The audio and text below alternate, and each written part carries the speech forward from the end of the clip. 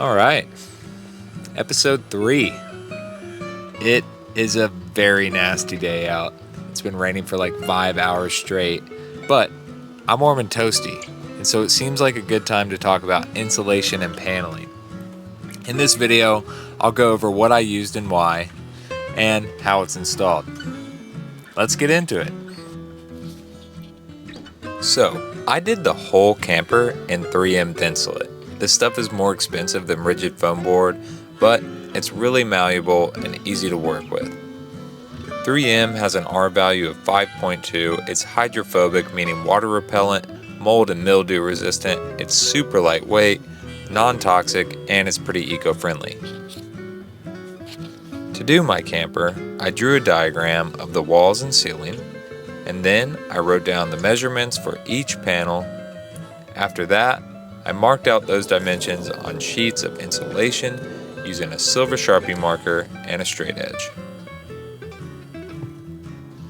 Then I cut the sheets to size with a good pair of scissors and labeled them with a number correlated to my diagram, and they were ready to install.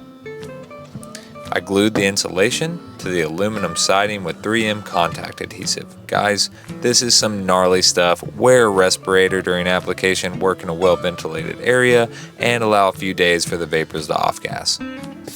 After insulation, I moved on to paneling. I was going to use 1/4-inch marine grade ply until a friend recommended this material, 3mm Bubble X plastic.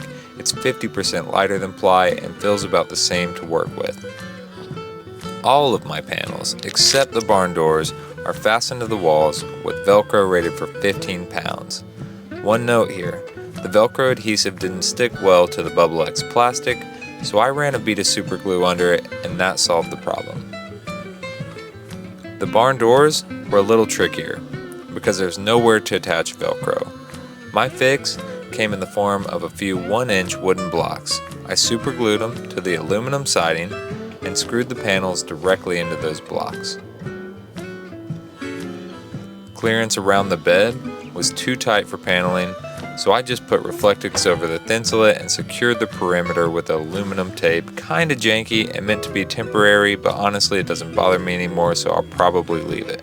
Insulation and paneling has made a huge difference in the comfort of the rig, and so far I've been really happy with the materials I went with. Cool, that's it.